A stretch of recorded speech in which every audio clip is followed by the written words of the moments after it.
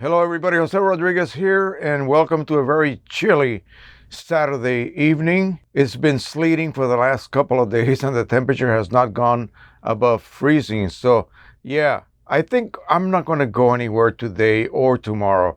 But in this video, I'm going to try to cover some of the lingo that we use. In other words, some of the terminology that we use in the printing world, especially for photo printers. Now, this will help you get your point across a lot easier if you are asking someone for help with a printing problem. If you know what the terminology is, they will then be able to understand what it is that you are asking. It's very important. But anyway, let's go ahead and begin. Driver. Now, what is a driver? Driver is a software that you install on your computer that will then act like a conductor. It will operate your printer. It will take the information from your editing application. We're talking about images here, or text, or anything you're going to print. The information from your computer, it goes through the driver, and the driver that transmits it via USB or Wi-Fi or network cable to the printer, and the printer will then go ahead and produce that print. In this case, this is a purge sheet from Qimage. Firmware.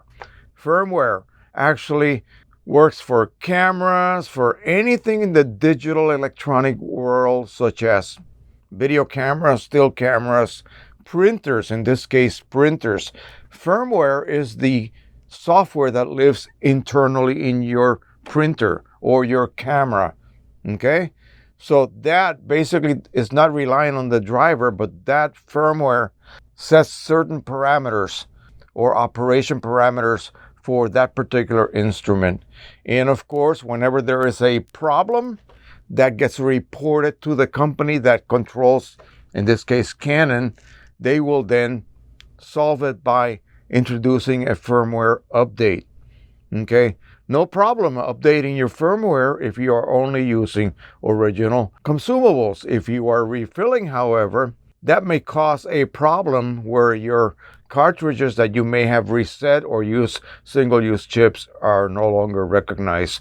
But anyway, firmware controls your printer internally, okay? Cart or cartridge, well, that's basically the ink cartridges. And in this particular case, they live in this compartment right here, as you can see. So that's when we say cart, it means a cartridge. It's a container that holds ink, okay? OEM, what is OEM? Original manufacturer's equipment. So when we speak of OEM ink, we are referring to the original expensive ink, the highest quality ink you will ever be able to feed through your printer. That is OEM. That's what we refer to it as. That little acronym OEM, that is always going to mean original, whether it is ink or cartridges. Chip. Well, let's go back in here and pop one of these cartridges out. We'll take the yellow one out. The cartridge relies on a chip, and the chip is right there, right in here.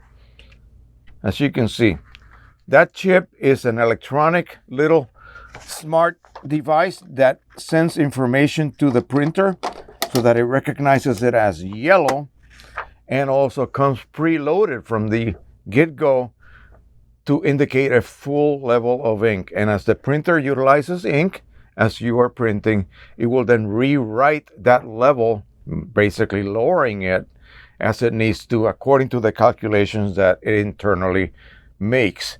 And that way, when you reach a certain level, it reaches empty, and at that point you switch your cartridge. So the chip is required to be able to actually run any of those ink cartridges. A chip resetter. I'm sorry I don't have an example. Well, wait a minute. Here I do have some examples here. I'll just pull one randomly here. This resetter basically will be able to reset some, not all of them, of the T58 cartridges that the 3800 and the 3880 from Epson uses. So chip resetters reset the ink level coating so that it is set to the original full condition, and then you can go ahead and continue printing after you have, of course, refilled that cartridge. So then you are able to begin at a full level. Just like when you put gas in your tank, you want that gauge to show that the tank is now full. So that's what the resetter does. Cleaning cycle. When I say cleaning cycle, basically what that means is that at some point, whether you have to perform it because you have some sort of clogs, meaning maybe you didn't use your printer for 2 months and you start printing and you see bands, you see some erratic printing. In other words, you don't have continual printing. That means that some of those nozzles, there are several thousand of them in that printhead, may be clogged due to maybe dry ink internally, or you have air in those lines, especially something like this stationary cartridge printer. They utilize ink lines. You could have air in those lines for whatever the reason. And so air doesn't print, you will have gaps. So you will have to run a clean cycle. Now, some of the Canon printers will run automatic cleaning cycles as needed. When the printer senses that it needs to, this one does that. Pro-10, Pro-100, Pro-1, maybe not. Maybe those are a little bit more on a schedule type system. But nevertheless, they will run those cleaning cycles. And what's actually taking place is that the printhead gets parked over that purge unit. And that's always universally located on the right side of the printer chassis. The nozzle plate underneath that printhead will attach to the purge unit. There is a gasket that will seal against it. And underneath that, there is a pump that will create a vacuum. And then ink is then sucked out of the printhead, basically physically, and that should clear out any kind of clogs that you should be experiencing, either because of environmental conditions. Maybe you live in the desert and it's very, very low humidity and you didn't print for a week. You may end up with slightly dried nozzles, and those nozzles need to be purged by sucking ink directly through the printhead via that vacuum system. So it's not a mechanical pressurized system. Ink is not being forced through. It is being sucked out. Okay. Now, one very critical thing, if the cleaning cycles seem like they are not really effective, it could be that the gasket is no longer sealing against that printhead nozzle plate. And what you got to do every few months, depending on your frequency of printing, take a long Q-tip. You can buy those on Amazon, and then use alcohol, distilled water, anything that's just water-based, and clean that peripheral gasket. Make sure there's no incrustation of ink, because that will not allow that gasket to seal, and you will lose vacuum. In other words, the negative pressure you're generating will leak out, and the cleaning cycle basically does nothing. So that clog will never be relieved because ink is actually not being sucked out due to that leaky connection between the nozzle plate and the purge unit. Very important. Nozzle check. The nozzle check basically indicates whether any, and I mean any nozzle is not firing. Now, often people refer to a complete channel as a nozzle. And it is not, obviously not. A channel is composed of maybe several hundred nozzles, okay, each color channel. So please don't call that channel, my yellow nozzle is not firing. Well, are you talking about one single nozzle or the 300 and whatever nozzles that channel has? It depends on the printhead, the actual number, right? So always use channel and not nozzle. Nozzle is just one little tiny orifice out of many, many, many, many little tiny holes where the ink is ejected from or through. So the nozzle check, basically what it will do, it will then show you. Say, for instance, you are printing and your color is a little bit off and you start seeing kind of a streaky look to your printed image. Stop printing. Don't print anymore, hoping that will clear it up. Okay? Don't do that, especially on a Canon printer. Immediately run a nozzle check. followed by a cleaning cycle. If you see any gaps on those bands, then you will have to run a cleaning cycle and then run another nozzle check to determine whether that has cleared the problem or not. Quite often, if it's something that maybe took 3 to 4 or 5 months to develop, that's your fault, right? Let the printer sit after that cleaning cycle. Let it sit. Come back hours later and run that nozzle check. You should see an improvement. It may take several cleaning cycles to clear those clogs that have developed during that time. Print head or head alignment. Well, what does that mean? When you see banding and you run a nozzle check and every nozzle is firing, then the banding is not due to clogs. It's due to a misaligned print head. What does that mean in layman's English? Well, it means that, let me just paint it this way. If you lay down a 1/2 inch wide swath of ink, in other words, image, across, and the paper advances a little bit less or a little bit more than 1/2 an inch, you will either have a gap between the first pass and the second pass or an overlap, okay? You will know it's banding because that gap or overlap, basically it'll be a little darker line, will always be exactly the same distance apart, okay? Whereas head strikes, meaning that the head is actually scratching the paper, that happens randomly, okay? It will not be exactly 1/4 of an inch apart or 1/2 an inch apart. When that happens, you need to then run a head alignment. And the best paper to use for that is just some cheap glossy paper. Do not use expensive paper. Do not use plain paper, because the printers that have auto head alignment rely on how accurately the internal sensors can read the results of that print head alignment set of patches.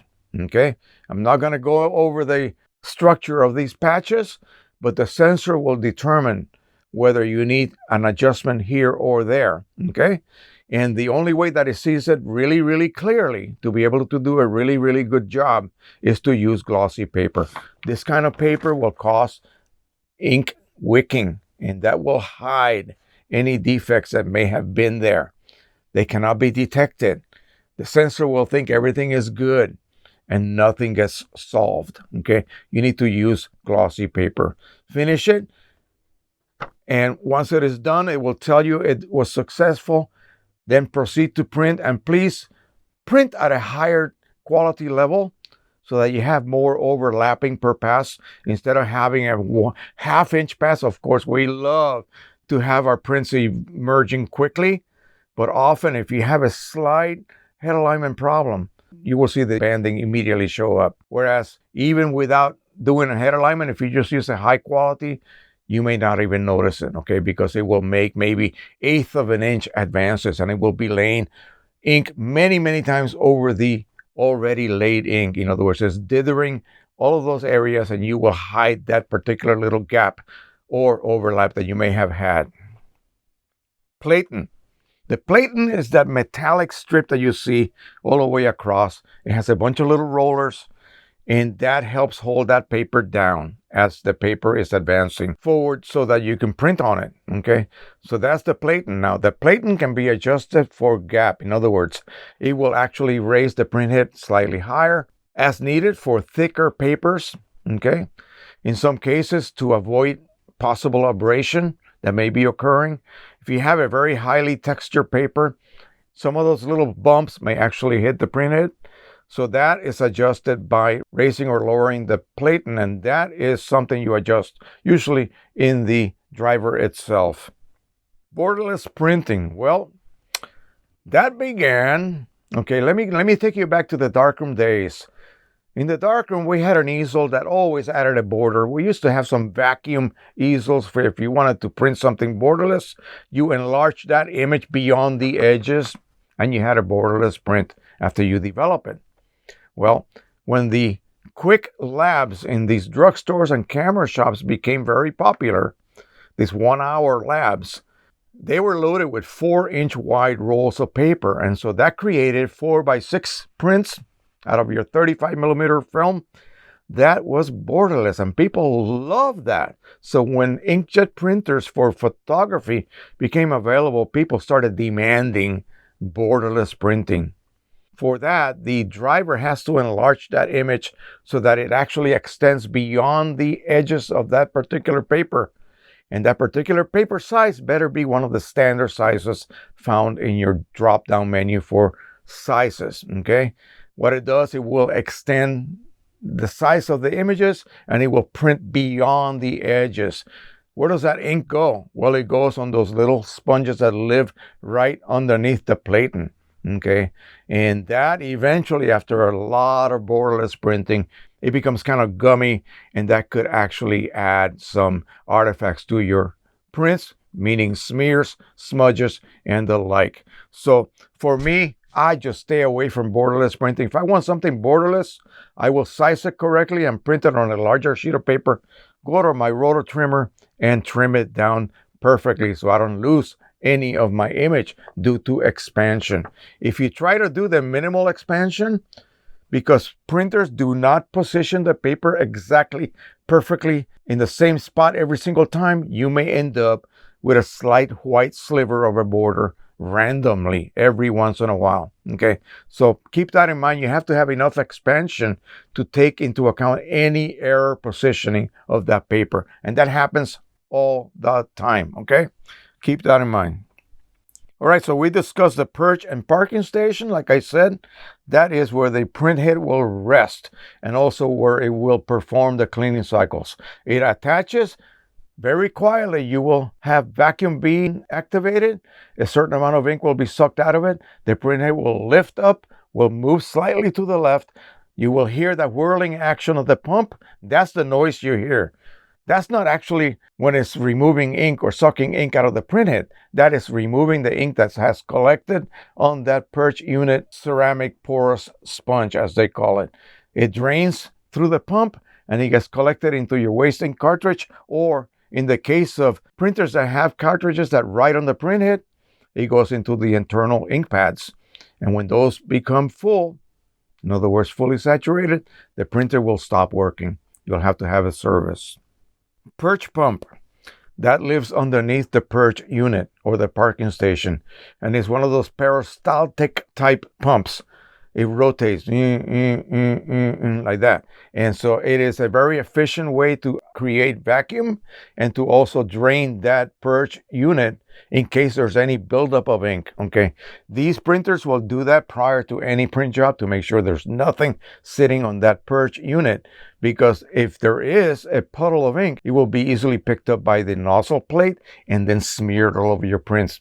Well, we don't want that to happen, correct? So when you hear that noise, it's not really performing another cleaning cycle. I know, horrors, right? No, it's actually draining that perch unit of any buildup it may have, whether it has it or not, okay? So that's a good thing.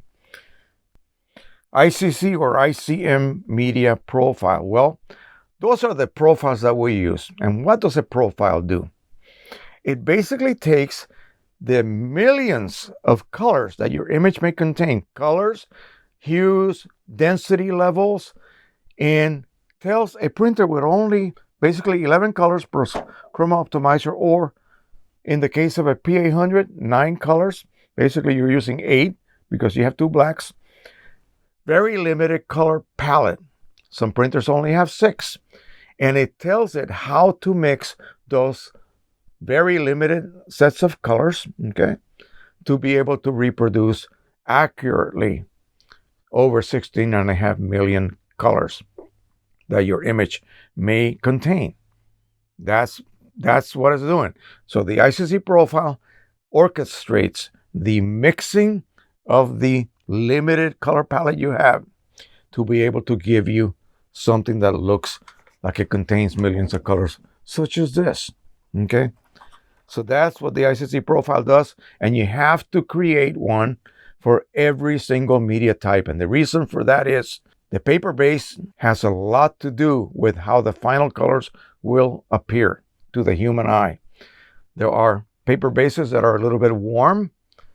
They range in tone from warm to cool to neutral Maybe they have OBAs, optical brightening agents. Maybe they do not. So each paper type with its custom coating requires a custom profile so that it outputs as close to identical as possible.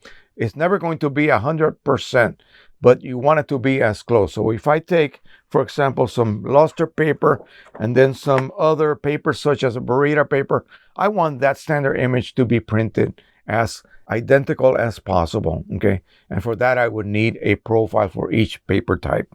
Pizza wheels. What the heck are those? Well, they're little tiny star wheels, and they are used in the transport mechanism by the platen to help advance the paper forward. On some types of paper, like very delicate burrito papers, barium sulfate coated papers, they will leave marks, and they will leave marks especially on the dark regions. On RC coated papers or resin coated papers, no problem. But burrito papers are extremely delicate. So some printers will have a problem. They will leave little tracks of little pinpoints across your image. Yeah, horrible, isn't it? But true, it happens. And it may happen on a particular model more than another model. You can adjust the gap. Maybe that will help. Maybe it will not. But those silly little pizza wheels are used to transport the paper, basically, along with the roller mechanism. So don't be surprised if you are using a very high-end paper. Unfortunately, you may end up with pizza wheel marks if you are printing very, very dark tones, okay? They usually end up showing up on high-density regions of your image. And we discuss head strikes. A head strike is when the printhead nozzle plate literally hits the paper on the edge. Usually the paper is emerging. This will be the leading edge. Printhead sitting over here, paper is advanced, and when it enters, it hits it. Why? Because that first inch is not really supported by the transport mechanism. If it's curling upward a little bit, even a few thousandths of an inch, it will strike that head and it will smear it, okay? That is why on Canon printers, when you're printing on high-end papers using the fine art setting, it will impart a 1-inch border, literally just over 1 inch, 30 to 35 millimeters wide border, trailing edge and leading edge. Why? Because those two edges are not supported and will be very susceptible to head strikes. You got to make sure your papers actually curl downward, okay, slightly downward.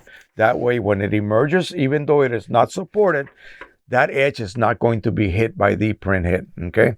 That's very, very critical and something very important. Happens all the time to people, and the only way you're going to solve that is to make sure your paper is counter curl in the opposite direction or perfectly flat. Some papers are double coated. Well, that means I could print on both sides. Well, sure, technically you can, but they're double coated or dual coated so that humidity does not cause a curl. Because both sides are coated with the same material, it will be basically neutral.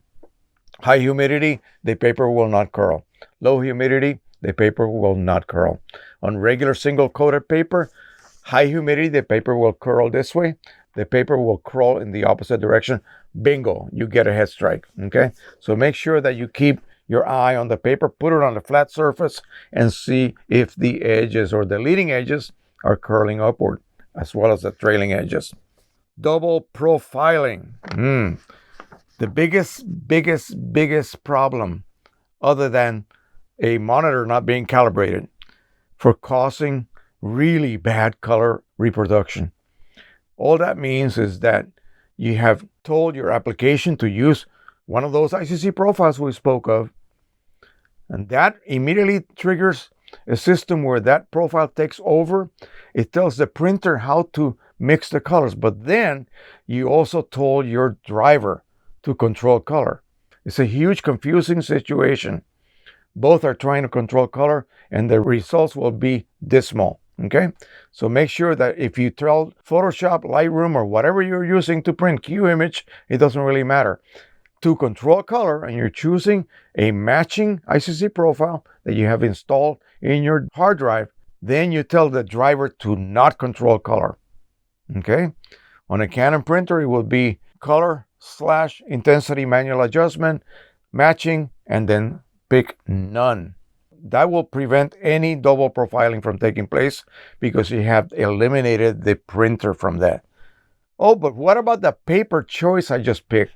Well, that will take into consideration the thickness of your paper, the ink density requirements for that particular coating that the paper is treated with, and also whether it should use matte black or photo black ink. Okay, so the paper choice technically dictates the physical requirements for that paper, not necessarily a profile activation. Although, on the other hand, if you tell your application not to control color, and you tell the driver to control color, and you're using a Canon paper or an Epson paper, it has to be the same brand, and you choose ProLuster, it will automatically link it to that ProLuster ICC profile. Okay, for that you have to set your matching to either driver matching or ICM. Again, I have videos that cover all of those techniques. Okay, so don't be afraid. Look in my color management playlist for any of these videos that appeal to you. I have many of them in there covering everything. So take a look at those. Color modes. Well, color modes you pick in your driver. A beginner, a raw beginner will be mistaken when they deal with this because they will usually not choose a very good color mode. On an Epson printer, that's Epson sRGB. Well, and then you have a choice of vivid or normal. Well, that reminds me of the automatic fix that the drugstore machines apply to your images.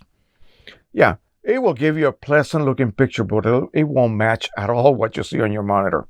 Okay, because it's auto-correcting your image. So what you need to do in an Epson printer, on a Canon printer, if you want the printer to control color, the driver that is, to control color, and you're using a matched paper that is listed on that particular driver, ICM.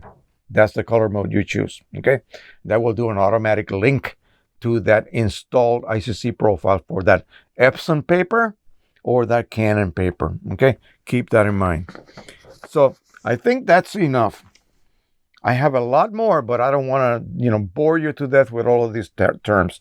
Just remember that when you're asking for help, don't say my colors are off, because that could be dozens of different things. That could mean a lot of things.